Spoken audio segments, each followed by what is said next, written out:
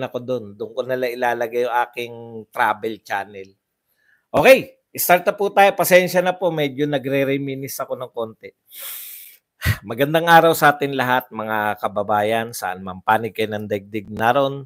Dito na naman tayo sa another episode ng ating vlog, Badong Aratilis po. Pag-uusapan natin ngayon, ito po, no? Sabi po ni Tatay Digong, ayan, one president in the family is enough. Ayan, tuwan-tuwa po nagbabalita, no? Yung mga social media. Sa kasawiang pala,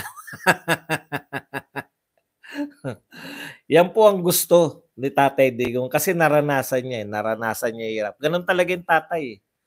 Naranasan mo yung hirap, ayaw mo nang ipadana sa mga anak mo. Kaya lang, kung nakita ng anak mo na mabuting ginawa mong paglilingkod, gagayahin at gagayahin ka, di ba?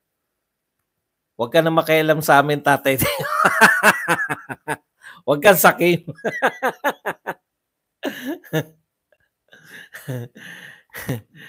Hindi, gigive up ko na yung aking channel na yung boxing. Papalitan ko na siya. Kasi, hindi ka na appreciated sa boxing ba? Pero sayang yung channel, 100,000 mahigit yun. Iko-convert ko siya na travel vlog. Doon ko ilalagay yung mga travel ko. Okay. Hindi, nagla-live. Live lang nga ako lahat eh. Wala talaga nanonood. Dito na lang tayo sa may nanonood. Okay, Kindred, thank you very much sa 250 pesos. Isang tasang kape. Okay. Pag-uusapan din po natin, ito po, no? Sa ICC ka na magpaliwanag. Ito po ang sabi ng mga house leaders dito po kay Ronald Bato de la Rosa. Teka lang po. Hindi po ba kayo? Si Akop, hindi ko maintindihan kung actually iniimbitahan nila si Bato no? Kaya lang, siyempre, bakit naman papaimbita sa inyo si Bato? ICC, tanong ko lang sa mga congressman, membro ba tayo ng ICC? Kayo po ba ay representative sa ICC o sa Pilipinas? Nagtatanong lang, baka nalilito kayo eh. Hindi po tayo miyembro ng ICC, kayo po ay representatives dito po sa House Congress ng Pilipinas. No? Baka nakakalimot po tayo. Thank you very much po kay Ninita Obanana na nagpakipipis sa atin ng $19.99. Baka nakakalimot po yung mga congressman na nagsasabi na sa ICC ka na magpaliwanag. Hindi po kayo representative ng ICC. Hindi po kayo investigador ng ICC. Hindi po kayo taga-ICC. Pinasusweldo kayo ng taong bayan para maglingkod sa mga Pilipino, hindi po sa dayuhang ICC. Dayuhan po yan, foreign entity, hindi tayo kabilang. Bakit kayo maglilingkod? Bakit nyo ginagamit alam na namin ngayon pala yung purpose nyo. Kaya nyo iniimbestigahan si Ronald de la Rosa, kahit senador siya, at meron kayong parliamentary courtesy, to serve the ICC ba? Bakit? Bakit kinakailangan kayo nag-iimbestiga tapos magpaliwanag sa ICC? Kung gusto po ninyo, si Tatay Digong at saka si Senator De La Rosa, paulit-ulit po yan, magsampa kayo ng kaso sa Pilipinas at haharapin nila. Hindi po magsampa kayo ng magkakaso kayo sa ibang bansa. Okay. Pag-uusapan din po natin, ito po, ang sinabi ni Trillanes, kung ayaw pabagsakin, sana wag palakasin. Ito po ang si Trillanes sa pag-aakusa kay Leni Robredo tungkol po sa pakikipagkita kay Sara Duterte. Grabe, no? Nagsanga-sanga na po yung pagkikita ni Sara Duterte at saka ni Leni Robredo. Kami po dehin bokeki. Bakit ang ingay ng mga Marcos loyalists at saka mga kakamping Katdilawan sa pagkikitang ito? Wala kaming pake. Hindi po yan. Wala po kaming pakialam kay Leni Robredo. Simple lang po yan. Maraming dinadalaw si BP Sara.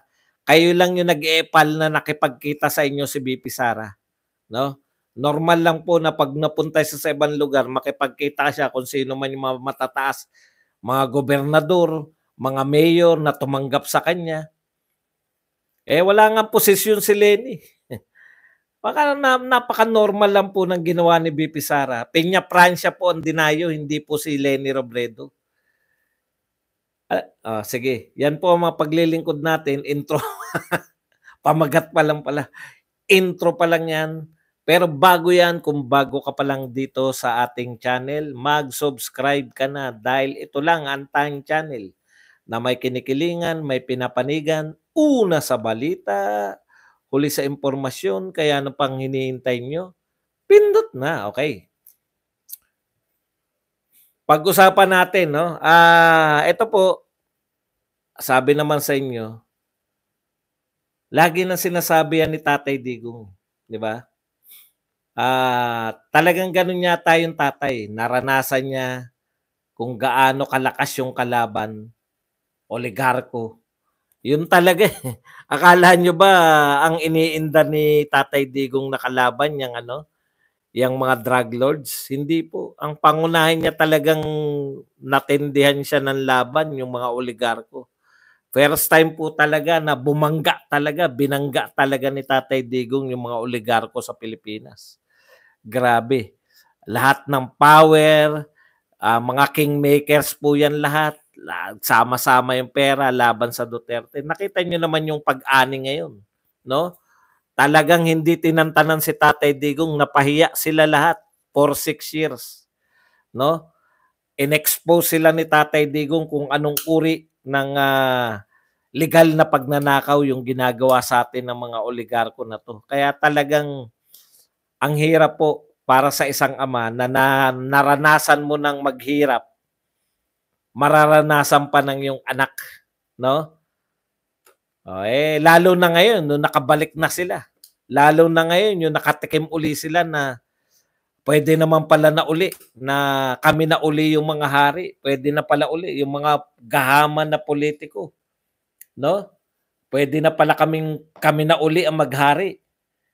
Mas mahirap pong labanan yan dahil nakatikim uli sila na pwede pala uli kami maging hari dito sa Pilipinas. Ano ba naman tong cellphone isa na to? Okay. Kaya alam ni Tatay Digong na mas mahirap kalaban to ngayon. Nakita nyo naman kung paano si Sara Duterte dahil siya po ay threat pa lang. Walang deklarasyon na siya ay tatakbo. Hindi pa siya yung umiepal na siya yung pinuno ng oposisyon. Talagang sa pagbitiw niya pa lang sa tinira na siya ng walang humpay. Walang humpay po yung pagtira kay Sara Duterte. Ultimong observation pa lang ng COA, pinambibira na sa kanya. Sinabi na ng COA na walang problema 11 days pero tuloy pa rin. Yung may 6 months siya para ayusin yung sa COA, kinakailangan ng banatan. No? Impeachment. Kaya kung kayo ama, ililigtas nyo yung anak nyo sa hirap. Yun po yun. Kaya nasabi yan ni Tatay Digong. Pero alam mo Tatay Digong, lahat ng sasabihin mo, okay kami. Lahat nga ng endorse mo, kahit nga si Philip Salvador. Opo, alam ko po marami po sa inyo nagdududa. Bakit si Badong? Matalino naman tong tao na to. Bakit sang-ayon siya na si Philip Salvador ay iboto namin? Matagal ko na naipaliwanag yan. Di ba? Una, winnable yan dahil artista, diba? Matatanda ng tao. Ikalawa, kailangan po ng boto ni BP Sara ngayon. Totoo naman yun na pwedeng walang silbihan, pwedeng walang magawang batas, pero ang importante po yung praktikalidad ngayon na si BP Sara ay hindi lang po pinagtatangkaan, very vocal. Si Trillanes, ipapa-impeach namin, very vocal.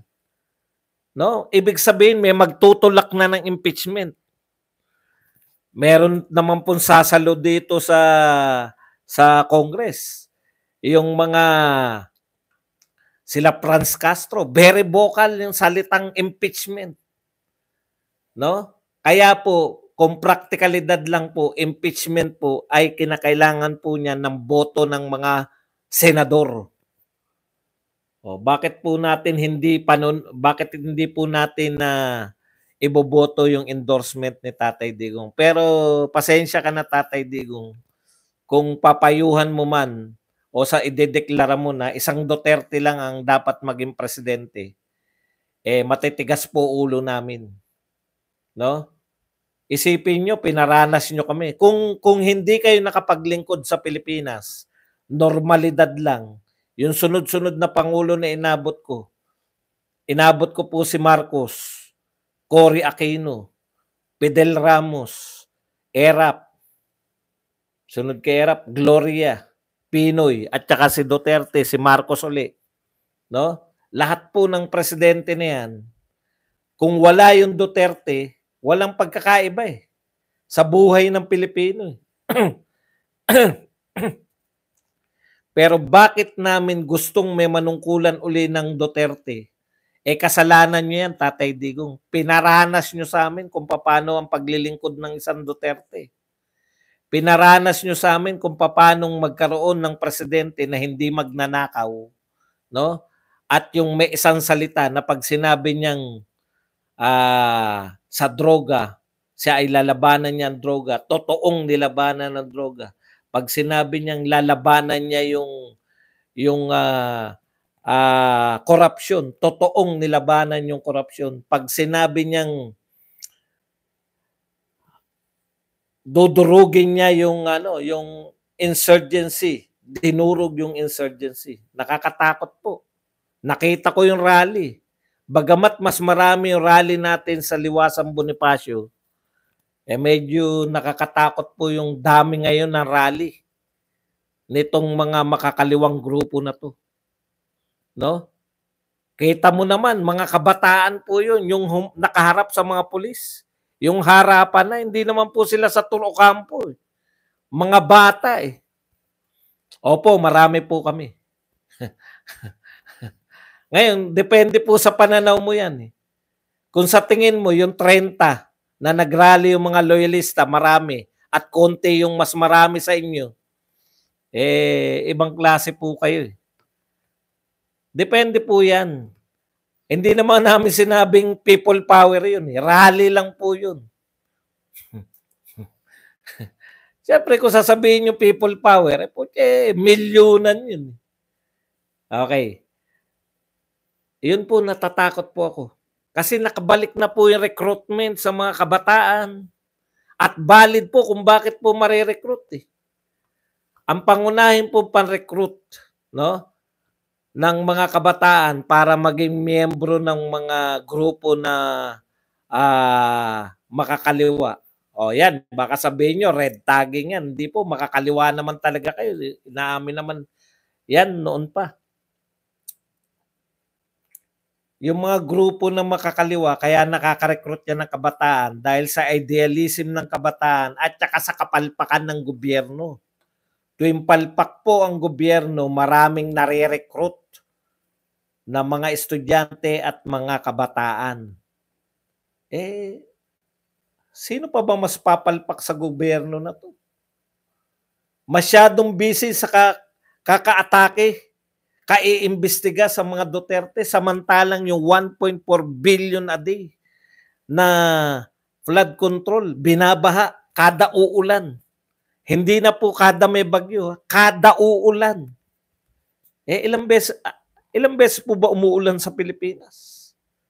Dalawa lang po ang klima rito. Dalawa lang po ang panahon. Mainit na mainit at maulan. Kada uulan, may baha na po. Tapos, lumalaki yung budget sa flood control, no? Pero, lumalaki rin, lumalawak din, lumalalim din yung baha. Walang gusto mag-imbestiga niyan.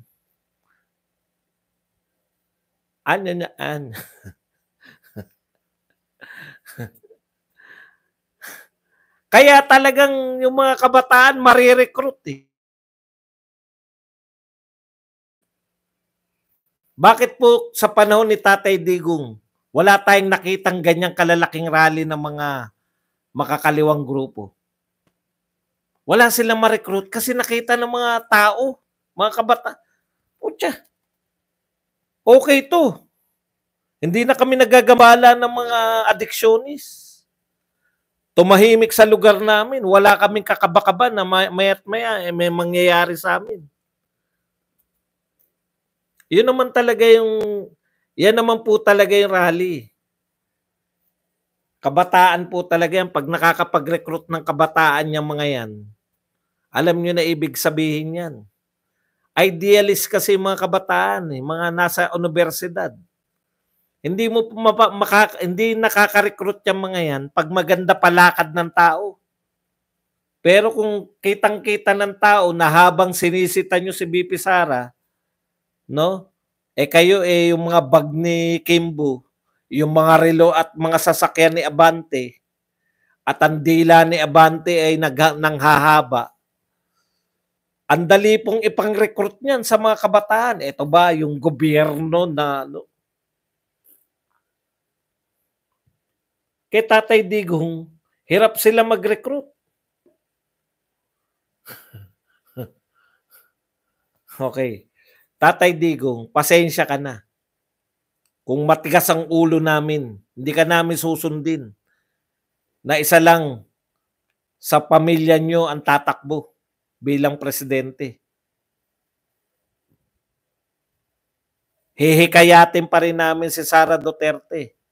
Kasalanan mo yan. Pinaranas nyo sa amin. Noong araw, pinalitan si Marcos ni Cory, wala naman din nangyari. Wala lang, tuloy lang ang buhay. Pinalitan si Ramos, benta dito, benta doon, tuloy lang din ang buhay. Pumalit si Erap, walang kamag-anak, walang kumpare. O, 1 taon lang yung walang kamag-anak. Na people power na. Pumalit si Gloria. Hello, Garce. Wala po kami inaasahan. Tinitingnan lang namin ano kayang mangyari ngayon. Ay, wala na naman. Mahirap pa rin tayo. Kayod lang. Si Pinoy, walang wangwang. Wangwang. Yung pala sa utak lang may wangwang. Oh. Pero nung kayo na, putya, nakakita kami ng tunay na paglilingkod. For the first time, OFW, umamin po kayo. For the first time, hinangaan ng mga Pilipino sa ibang bansa. For the first time, gustong hiramin ng mga taga-ibang bansa yung presidente ng Pilipinas. Pahiram nyo naman sa amin si Duterte nang tapusin namin itong mga problema namin sa droga. 480. For the first time, Ki, thank you very much, Ki, na nagbigay sa atin ng 480. Binasa ko lang yung 480. For the first time, nakakita kami ng putya, may mga bagong tulay, malabang highway, sangkatutak na mga, hindi na nga namin nasubaybayan. No? Ang dami pong infrastructure. For the first time, nakita namin yung basurahan na Manila Bay. Nakita namin nalinis, naging Dolomite, naging pasyalan. For the first time, yung Boracay. Akalain mo ba pwede palang ipasara yung Boracay? Tapos lahat ng mga madadaanan, tinastas yan. Lahat ng madadaanan na, sobra na kayo. Bakit nyo sinasakop yung beach? Tastas yan. Kahit kanino pang may-ari niyan, kahit si Pacquiao pa may-ari niyan, lahat po ng mga nasagasaan doon sa Boracay ng mga kalsada, tinastas yan lahat.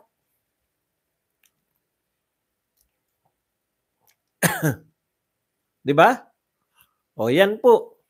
For the first time, marami kami natutunan. For the first time, paglabas namin mula sa looban, walang mga adiksyones na nakaharang sa daan. For the first time, payapa po yung mga anak namin magta-tricycle. Alam namin na makakauwi sa bahay. Alam nyo nun, before Tatay Digong nag-aral yung anak ko, yung dahilan kung bakit ako nakakapag-travel, yung flight attendant na anak ko. Naku, yung nakalimutan ko yung pangalan ng flight attendant na nag-approach sa akin kahapon. Madam, ano nang pangalan nun? Kalimutan ko na. Thank you po sa mga patubig. Ha? Hatid sundo ko yun kasi before Duterte yan eh, panahon ni Pinoy eh. Anak, sabi ko, wag ka magta-tricycle. Aabangan kita dun sa hintuan ng bus. Susunduin kita. Gabi-gabi. Panggabi anak ko. Nag-aaral. Panggabi. Ganun po. Ano nun. Biruin mo, saan ka nakakita na utusan mo yung anak mo, wag ka mag-tricycle dahil sa dami ng mga nabalitaan natin na addiksyones na tricycle driver na hindi na nakakauwi. Nawala po lahat yan, tumahimik po. Kaya takang-taka ko rito sa mga to eh. Sa mga nag-iimbestiga kay Tatay Digong. Pinapatay niyo yung mga yung mga drug lord.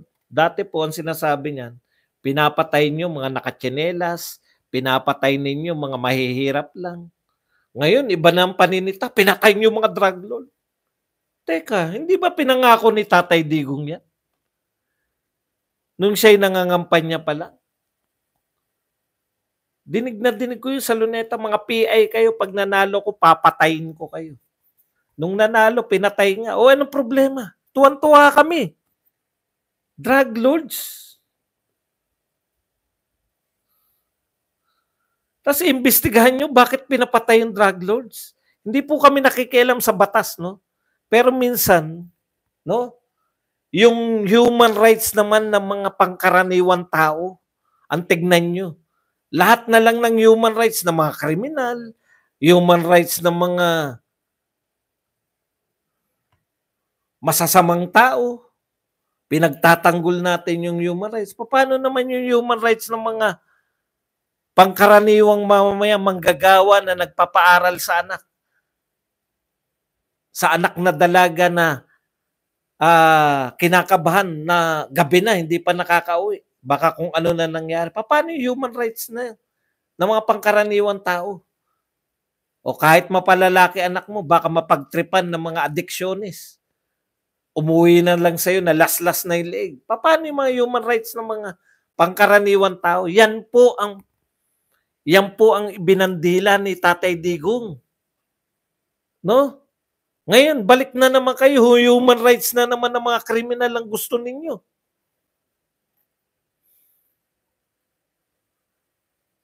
Yung human rights po ng mga sumasamba lang, mga may hindi na proteksyonan yung mga karapatan nila sumamba, mga KOJC. Karapatan magsimba.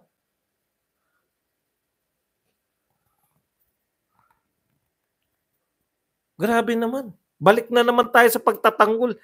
May karapatan na, may human rights lang yung mga. Ang lalakas pa eh. Kala mo talaga.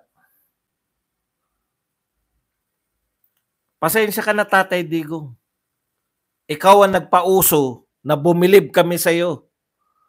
Bumilib kami sa pamumuno ng Duterte. Huwag mo sabihin sa amin na isang Duterte na lang. Matitigas ang ulo namin. Mana kami sa iyo. Duterte, tatay namin. Tatay Digong namin, Duterte. Ina-adapt ka naming tatay. Ayaw mo man sa amin. Hayaan mo si BP Sara tumakbo. Alam na po ni BP Sara yan. Kung ngayon Vice President siya eh. Di po ba? Kung ngayong Vice President si BP Sara, ganyan nila ituring eh. Kung bastusin nila sa Kongreso eh. Thank you very much kay GQ Sharim sa 125. Hello, happy to meet you kahapon. Pangbukod juice naman. Dami mo ng pangkape. Thank you po, Madam GQ Sharim. Yan si Madam yung yung kayo yun, Madam, di ba? Yung flight attendant ng PAL. Grabe pala, no? Pag kahit retired ka na pala, biyahe lang sila ng biyahe. Galing, no? Libre sila kung saan may PAL. Kaya kayo kung gusto nyo. Ay, si Kap Elsar, hindi ko nakilala. Alam nyo si Kap Elsar, kala sino kaya ito na naman? Yung pala, tinanong ko pa, nahiya tuloy ako kay Kap Elsar. 2 beses ko nakilala si Kap Elsar eh. medyo mas magandang katawan ngayon ni Kap Elsar yung ano niya, relax na relax. Ang taba na. Pasensya ka na Kap Elsar, ah.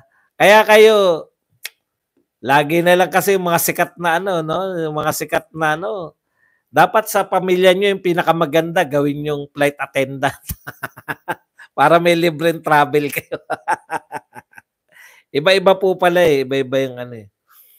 Okay. Kaya Tatay Digong, kahit gusto mo mag-ipahinga yung mga anak mo sa naranasan mo, normal yun eh. Alam ni Tatay Digong paano lumaban ano eh, sa oligarko eh. Kaya ayaw niya nang maranasan ng mga anak niya siguro, 'di ba? Kaya niya nasabi yan. Pero hayaan mo na si Inday, Tatay Diggs. Kaya na ni Inday yan.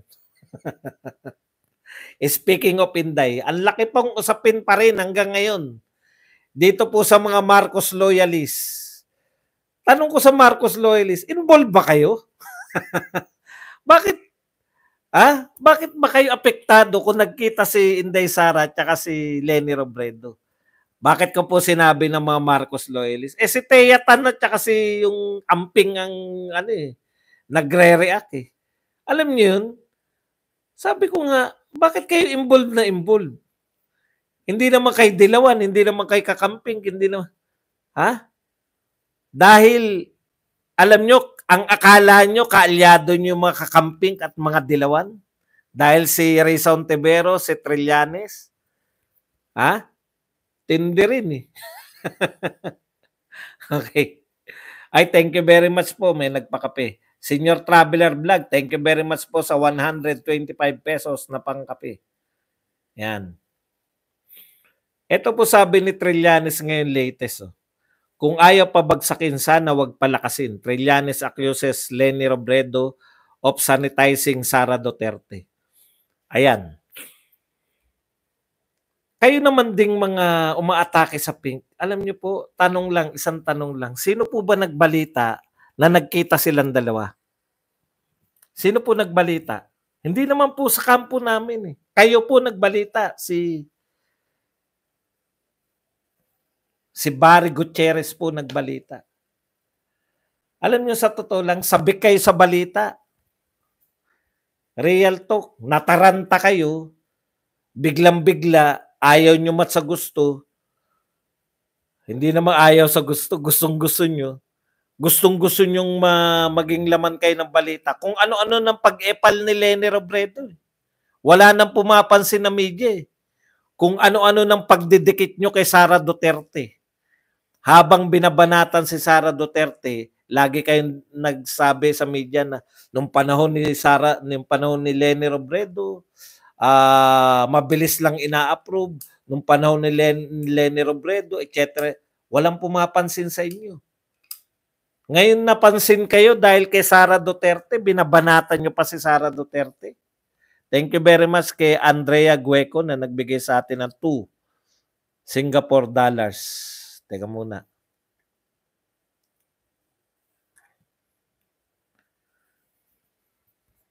Hindi namin kasalanan yan. Sisisihin nyo pa. Wala kaming pakialam. Normal lang kay BP Sara yan, pag-usapan siya. Kayo, nabigla kayo, na-overwhelm ng sa wakas pinag-uusapan. Alam nyo, paghandaan nyo, kayong mga kakamping, paano nyo ipapanalo si Leni Robredo sa Naga? Hindi ako wala akong pakialam sa local eh. Pero, dapat nyong ipanalo. Wala na po kayo eh. Huwag nyong sabihin, huwag nyong insist na ginagamit ni Sara Duterte si Leni Robredo. Wala na kayong bilang. Nakita nyo ba yung mga leaders nyo? Sa natatakbo si De Lima? Party list na lang. Magko-congressman na lang. Kasi alam na nila eh. Ilan ang tumakbong senador na LP? Si Kiko na lang. Under pa siya kay Risa Ontiveros na akbayan. Ganun na po kayo. Wala na kayong bilang. Kaya wag nyo pong maisuggest man lang na ginagamit ni Sara Duterte si Leni Robredo. Mahiya naman kayo. Kayo nga mukhang bibig ang pagkikita nila eh. Bakit mukhang bibig nyo? Kasi dahil sa inyo, dahil sa pagkikita, wala na po kayong bilang. Ang tuwa ko lang pag natalo pa yan sa Naga. Pinaka-leader nyo, tapos hindi mananalo bilang mayor lang. Tanong, sa tingin nyo ba tatalunin ng Duterte sa Davao? Mag-establish muna kayo ng mga bases nyo. Kasi kahit papano, tinitiyak namin na hindi kayo mananalo sa Davao. O, ito ang sabi ni Trillanes. Hey, I thought I was the one trying to unite everyone in bringing down the Dutertes once and for all. We can project Sara to the pinks to be unfit for the vice presidency when BP Leni is sanitizing her at the same time with that unnecessary accommodation. Tignan nyo, lumalabas talaga yung pananalita ni Trillanes. Siya daw yung nag-unite sa lahat para i-bring down yung Duterte. Talaga? Ibig mo sabihin, nauuto mo lang si Martin? Ibig mo sabihin, ikaw talaga yung nagpapabagsak sa Duterte, hindi si Martin tsaka si Saldico? Parang di naman kami naniniwala. Ipanalo mo muna yung Caloocan bago ka magsalita. Manalo ka muna sa Caloocan. Butya, ikaw pala nagpapabagsak sa Duterte. Ang alam namin, ang kalaban namin si Martin tsaka si Saldico. Ang dami, yan na lang natitira sa mga dilawan at kakamping, no? Ang natitira na lang sa kanila, yung akala nila may bilang sila. May bilang pala kayo. Bakit hindi kayo magsitakbo lahat na senador? Alam ko sagot. Talo sila lahat eh. Si Shell Jokno lang naman yung matigas na okay lang sa kanya matalo. Ang purpose lang naman ni Shell Jokno, tumakbo eh. Kasi tuwing tumatakbo si Shell Jokno, biglang meron nang may interest sa kanya, no? Naku, maniwala ka naman dyan. Maniniwala ba kayo na mag-advise? Si Martin po at saka si Saldico, sila po ang pangunahing kalaban ni BP Sara. Hindi, wala na kayong mga bilang, kayong mga dilawan at kakamping. Wala na nga kayong bilang, nagtatalo-talo pa kayo. Pero isa lang po yung ano, no? O, Risa, sagutin mo to. Lagi mong ini-insist na kayo ang tunay na oposisyon. Ikaw ang leader ng tunay na oposisyon, Risa Ontiveros. Ang oposisyon, ang administrasyon Marcos, ikaw kamo ang pinuno ng oposisyon. So ano ba ang kalaban ng oposisyon? Correct, administrasyon.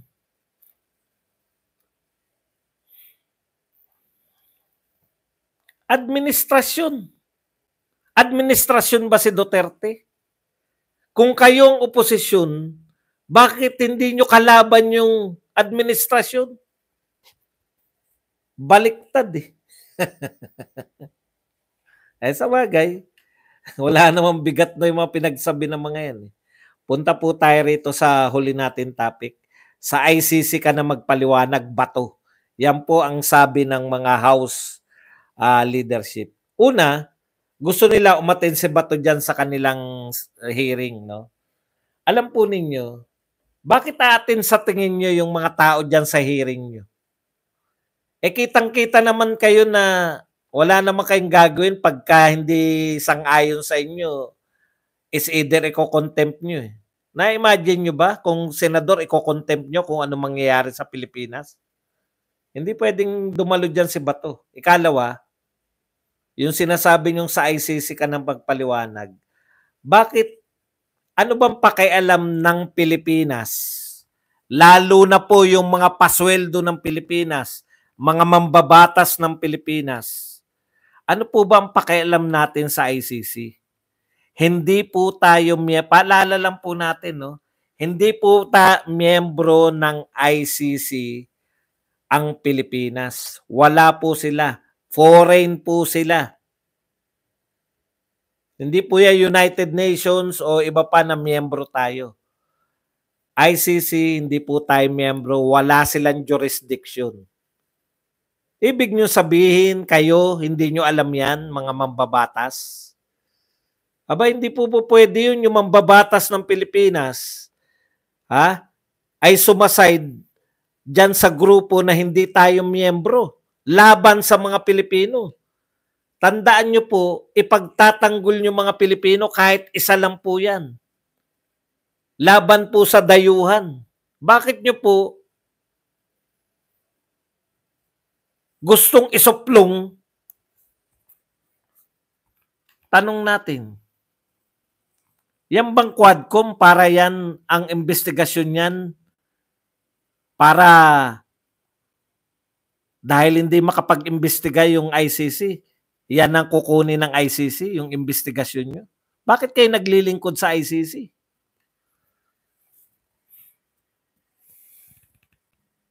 Bukang bibig ICC, bukang bibig ICC. Matagal na naming hinahanap yung ICC. June, July, may warrant of arrest na. Ano na ngayon, no? September na ngayon. Asan na yung mga warrant of arrest nyo sa ICC?